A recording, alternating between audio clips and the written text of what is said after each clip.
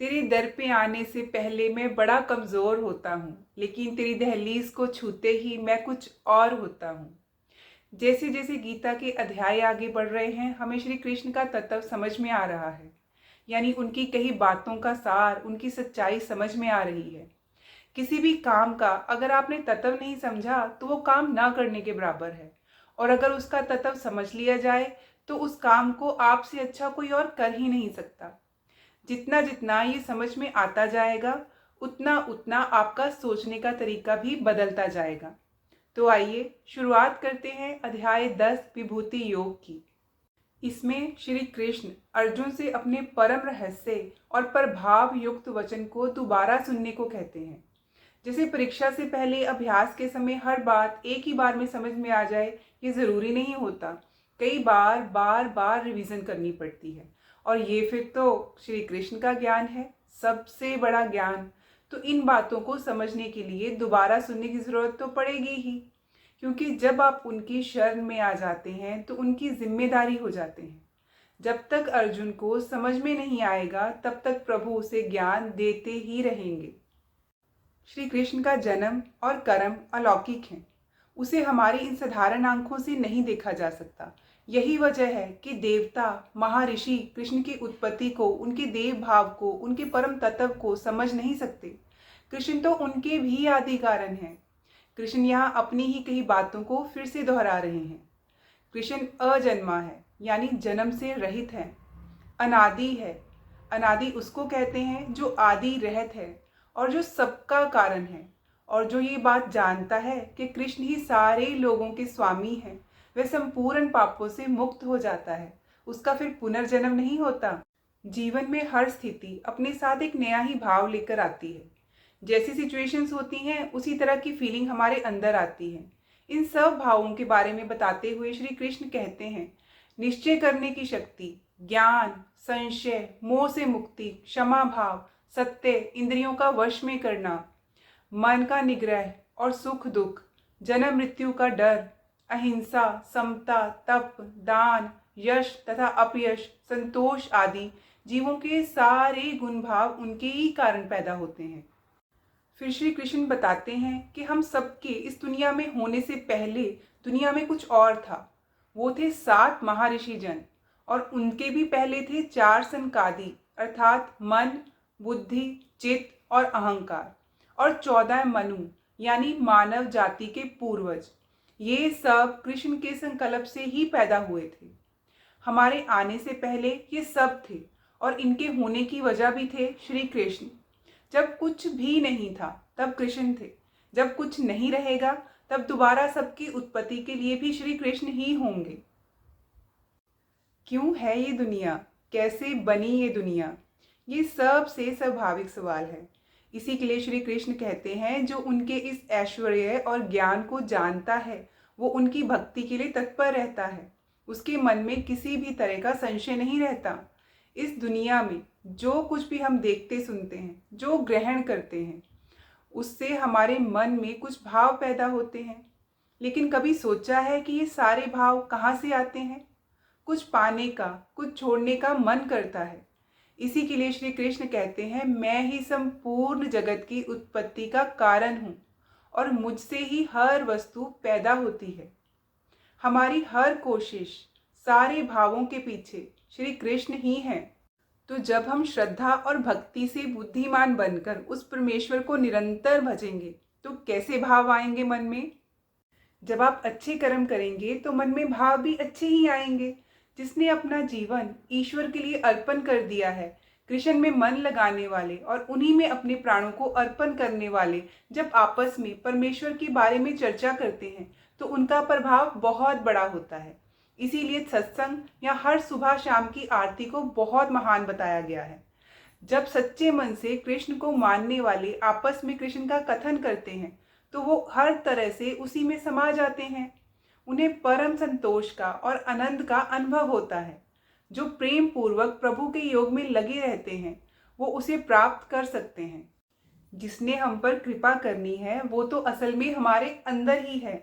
हमारे अंदर रह के वो हमारे अंदर के अज्ञान को नष्ट करता है। लेकिन ये सब अपने आप नहीं होगा, कुछ तो कोशिश हमें भी करनी पड़ेगी। अर्जुन ने युद्ध छोड़ दिया था, युद्ध के बीचों बीच बैठकर युद्ध करने से मना कर दिया था। इसीलिए श्री कृष्ण ने उसे ज्ञान देना शुरू किया था। समय लगता है, लेकिन अगर आप अपने सारथी, अपने मार्गदर्शक की बातें ध्यान से सुने तो ज्ञान जरूर समझ में आने लगता है। अर्जुन अब कृष्ण को परम ब्रह्म, परम धाम, परम पवित्र और परम सत्य बताते हुए कहते हैं कि नारद, असित, देवल और व्यास जैसे ऋषि भी आपको दिव्य आदि पुरुष, अजन्मा और सबसे महान मानते हैं। अर्जुन को अब श्री कृष्ण का असली रूप समझ में आ रहा है, तो वो उन्हीं की बातों को दोहरा रहा था जो पहले श्री कृष्ण ने कही थी। अभ्यास का दोहराना लेसन सीखने के लिए बहुत जरूरी है। हम भी तो परीक्षा से पहले दोहरा दोहरा के पक्का करते हैं ना कि परीक्षा के दिन सब कुछ अच्छे से याद रहे। अर्जुन कहता है, हे कृष्ण, आपने जो भी मुझसे कहा है मैं उसे पूरी तरह से सत्य मानता हूँ। आपके स्वरूप को ना ही तो देवता और ना असुर समझ सकते हैं। अर्जुन कृष्ण को भूतों को उत्पन्न करने वाला कह रहे हैं। भूत यानी जो भी हमें दिखता है, ये सारी दुनिया, ये सब उसी की सृष्टि है। वही इन भूतों का ईश्वर है। अर्जुन आगे कहते हैं, हे देवों के देव, हे जगत के स्वामी, हे पुरुषोत्तम, आप स्वयं ही अपने से अपने को जानते हैं। अपने से अपने को जानने का भला क्या मतलब हुआ? कृष्ण हमारे अंदर होते हैं और हमारे अंदर रहते हुए ही वो हमारे अंदर वो भाव जगाते हैं जिससे हम कृष्ण का असली रूप जान सकें। तो यही बात हुई ना कि अपने से अपने को जानना, है ना। ज्ञान का मार्ग आसान नहीं है। जो जानना चाहता है वो कभी रुकता नहीं और उसे और जानना होता है। ऐसे ही अर्जुन के साथ भी हो रहा था। कृष्ण के स्वरूप का ज्ञान अभी अर्जुन के लिए बाकी था। वो तो उसका संशय खत्म होना शुरू हुआ था, लेकिन पूरी तरह से खत्म नहीं हुआ। इसीलिए वो कृष्ण से कहते हैं, आप ही अपनी इन दिव्य विभूतियों को संपूर्णता से कहने में समर्थ हैं, जिनके द्वारा आप इन सारे लोकों में व्याप्त हैं। अर्जुन कृष्ण से उनकी विशेषता, उनकी खासियत जानना चाहता है और वो ये भी जानता है कि अपनी विशेषता के बारे में सिर्फ और सिर्फ श्री कृष्ण ही कह सकते हैं और कोई भी नहीं कह सकता।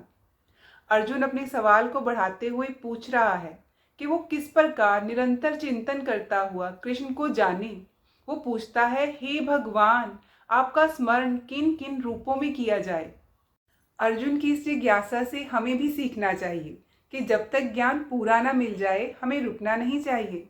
इसी तरह की लगन आपको अपने फील्ड में बेस्ट बनाती है, या फिर यूं कहिए कि वर्ल्ड चैंपियन बनाती है। अर्जुन कृष्ण की योग शक्ति और विभूति के बारे में विस्तार पूर्वक जानना चाहता है। कृष्ण के वचन सुनकर अर्जुन के विषाद से भरे मन को आराम मिल रहा था। वो उनकी बातें और सुनना चाहता था। वो अभी भी पूरी तरह से शांत नहीं हुआ था, बल्कि उसकी जिज्ञासा और बढ़ गई थी। ये पहचान थी दुनिया के सबसे बड़े धनुर्धर की।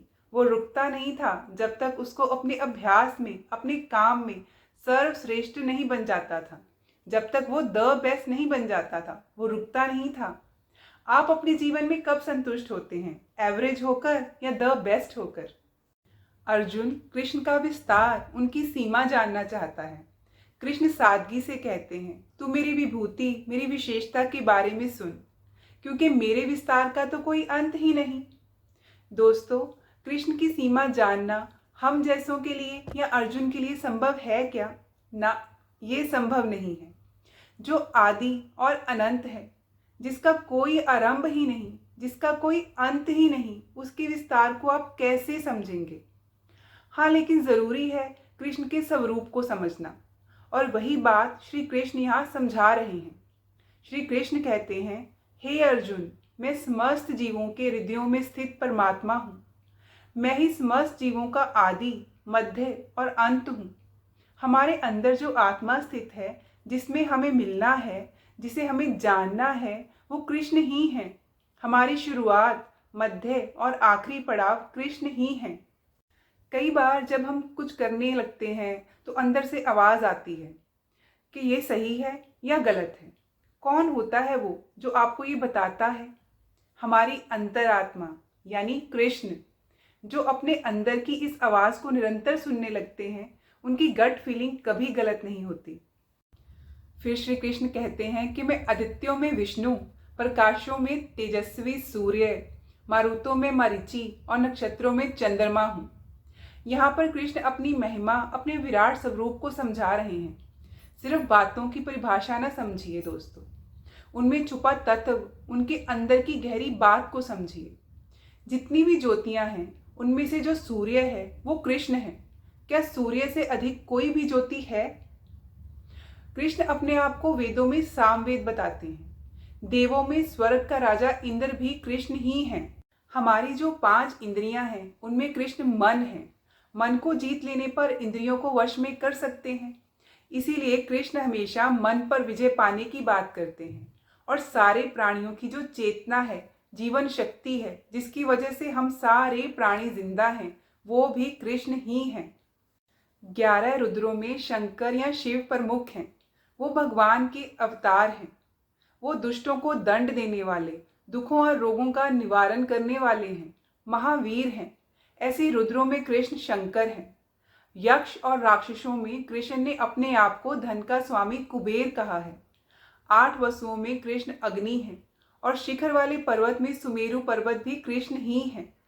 किसी भी वस्तु या प्राण की परिपक्वता भी कृष्ण ही हैं। धार्मिक काम करने वाले को पुरोहित कहते हैं। कृष्ण कहते हैं कि मुझे ही पुरोहितों में मुख्य पुरोहित बृहस्पति जानो।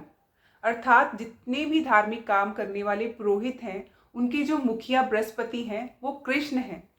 बृहस्पति को प्रार्थना या भक्ति का स्वामी भी कहा जाता है। उसके आगे श्री कृष्ण कहते हैं, हे पार्थ, मैं सेनापतियों में सिकंद, समसत जलाशयों में समुद्र हूँ। समुद्र से बड़ा जलाशय तो संभव ही नहीं है। कृष्ण के ये स्वरूप उनकी महानता के सूचक हैं। 7 महर्षियों में से एक थे ऋषि भृगु, ज्योतिष के विद्वान। कृष्ण कहते हैं ऋषियों में वो भृगु हैं। ऐसा कहा जाता है कि भृगु ब्रह्मा के मानस पुत्र थे, अर्थात माइंड बॉर्न थे। भृगु ऋषि के वंशजों को ही भार्गव भी कहा जाता है। इसके आगे श्री कृष्ण कहते हैं कि शब्दों में से एक अक्षर अर्थात ओंकार वो ही है। ओंकार वो ब्रह्मांड विस्फोट, बिग बैंग के समय निकला आदि शब्द है, वो भी कृष्ण ही है। सब प्रकार के यज्ञों में कृष्ण जप यज्ञ हैं और स्थिर रहने वाले हिमालय पहाड़ हैं। जितने भी वृक्ष हैं उनमें से अपने आप को कृष्ण ने अश्वत्थ कहा है। अश्वत्थ यानी पीपल।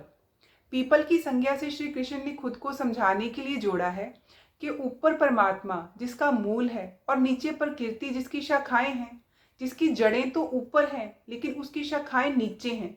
नीचे प्रकृति और ऊपर परमात्मा। देव ऋषियों में कृष्ण नारद मुनि और गंधर्वों में चित्ररथ और सिद्धों में कपिल मुनि कृष्ण ही हैं। कृष्ण अपने आप को घोड़ों में से उच्चैश्रवा नामक घोड़ा बताते हैं, जो अमृत के लिए समुद्र मंथन के समय उत्पन्न हुआ था। घोड़ा गति का प्रतीक है। आत्मा को पहचानने के लिए जब मन गति पकड़ता है तो वो घोड़ा बन जाता है। और वो घोड़ा जो अमृत के साथ जन्मा वो सबसे श्रेष्ठ है। दुनिया में हर वस्तु नाशवान है, लेकिन आत्मा अमर अजर है, यानी अमृत स्वरूप है।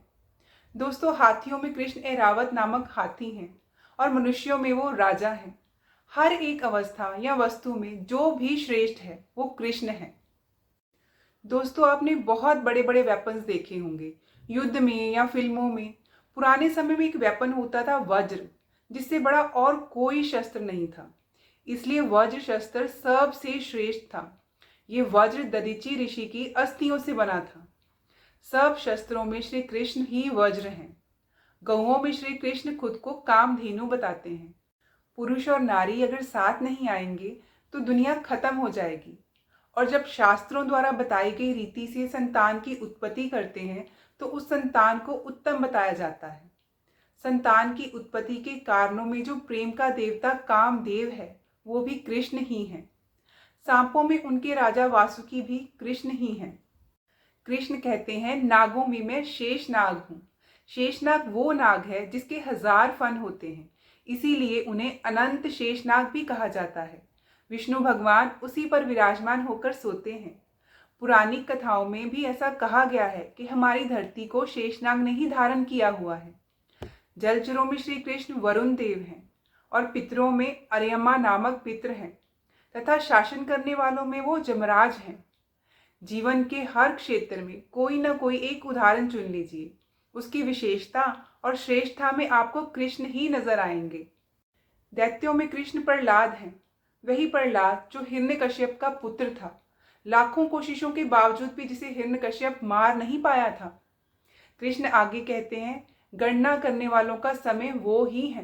क्षण, घड़ी, दिन, पक्ष, मास आदि में जो समय है वो कृष्ण ही है। समय की क्या डेफिनेशन है? हर पल, हर समय जो बीत रहा है लेकिन उसे समझाना या समझना बहुत ही मुश्किल है, वही समय कृष्ण है। पशुओं में कृष्ण सिंह हैं, शेर हैं, सबसे शक्तिशाली, और पक्षियों में वो गरुड़ हैं। यज्ञ से सारा वातावरण शुद्ध हो जाता है। ऐसी पवित्र करने वाली वायु श्री कृष्ण है। वायु के बिना जिंदा रहना असंभव है। बुरे से बुरे प्रदूषण से जब वातावरण बिगड़ जाता है तब शुद्ध वायु ही उसे पवित्र करने और उसे सांस लेने योग्य बनाती है, और ये पवित्र करने वाली वायु श्री कृष्ण है। शस्त्रधारियों में श्री कृष्ण मर्यादा पुरुषोत्तम राम हैं। मछलियों में श्री कृष्ण मगरमच्छ हैं और नदियों में वो गंगा जी हैं। भागीरथ ऋषि के तप से जो गंगा धरती पर आई थी और जिसे शिव ने अपनी जटाओं में समाहित किया था, वही पवित्र गंगा श्री कृष्ण है। फिर श्री कृष्ण कहते हैं, हे अर्जुन, मैं समस्त सृष्टियों का आदि, मध्य और अंत हूँ। मैं समस्त विद्याओं में अध्यात्म विद्या हूँ और तर्क शास्त्रियों में मैं निर्णायक सत्य हूँ। हर एक भाषा के अल्फाबेट्स अक्षर होते हैं और कृष्ण कहते हैं कि अक्षरों में मैं अ हूँ। संस्कृत अक्षरमाला का पहला अक्षर अ। इसके बिना कोई भी स्वर उच्चारण नहीं हो सकता। इसके लिए ये आदि स्वर है। फिर कृष्ण अपने आप को समासों में द्वंद्व समास बताते हैं। द्वंद्व समास वो होते हैं जिनमें दोनों पद प्रधान होते हैं, जैसे राम, कृष्ण। अक्षय काल यानी काल का भी महाकाल, वो भी कृष्ण ही है। सब तरफ विराट मुख वाला स्वरूप, सबका धारण पोषण करने वाले भी कृष्ण ही हैं। कृष्ण अपने ही बारे में विभूतियां बताते हुए कह रहे हैं कि मैं सबका नाश करने वाली मृत्यु हूँ और मैं ही सबको उत्पन्न करने वाला भी हूँ। जब कोई पैदा होता है तो उसका कारण, उसकी वजह कृष्ण है, और फिर देह का समय पूरा हो जाता है और समय हो जाता है आत्मा के शरीर को बदलने का, तो मृत्यु भी श्री कृष्ण ही है।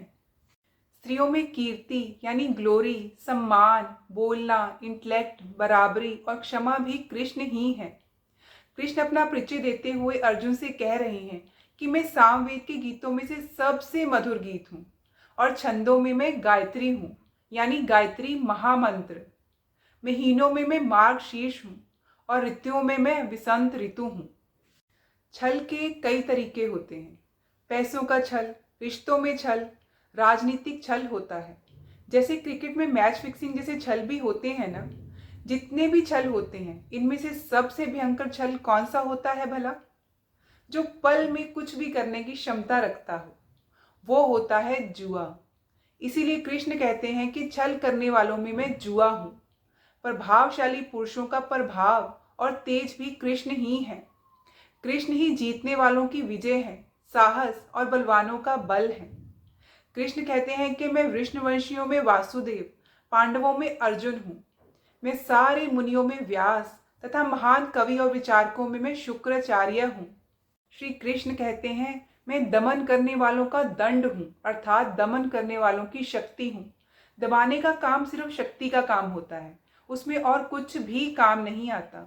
इसलिए जिन्होंने दमन करना है, दबाना है, उनके दबाने की शक्ति श्री कृष्ण है। जीतने की इच्छा वालों की नीति हूँ।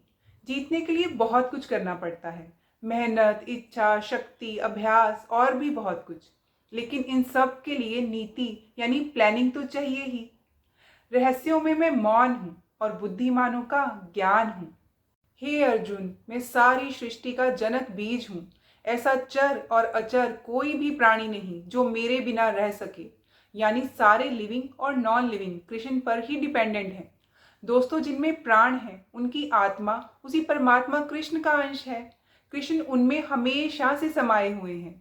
अविद्या को हटाकर ज्ञान हासिल करके हम कृष्ण को पहचान सकते हैं। और जो निर्जीव है वो प्रलय तक धरती पर ही मौजूद है और उसके बाद वापस से कृष्ण में ही मिल जाएंगे। फिर श्री कृष्ण कहते हैं, मेरी दिव्य विभूतियों का अंत नहीं है।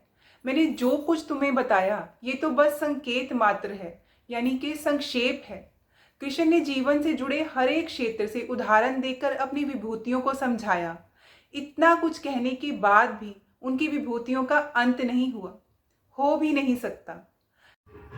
कृष्ण का कोई विस्तार नहीं है, वो तो असीम है। आप अपने चारों तरफ जो भी देखें, चाहे दमन देखें या प्रभावशाली व्यक्ति देखें, छल देखें या गायन सुने, हर किसी चीज, क्रिया, प्राणी में जो तेज, ऐश्वर्य, कांति से भरे हुए हों, तो समझ लीजिएगा कि उनमें श्री कृष्ण का ही अंश है।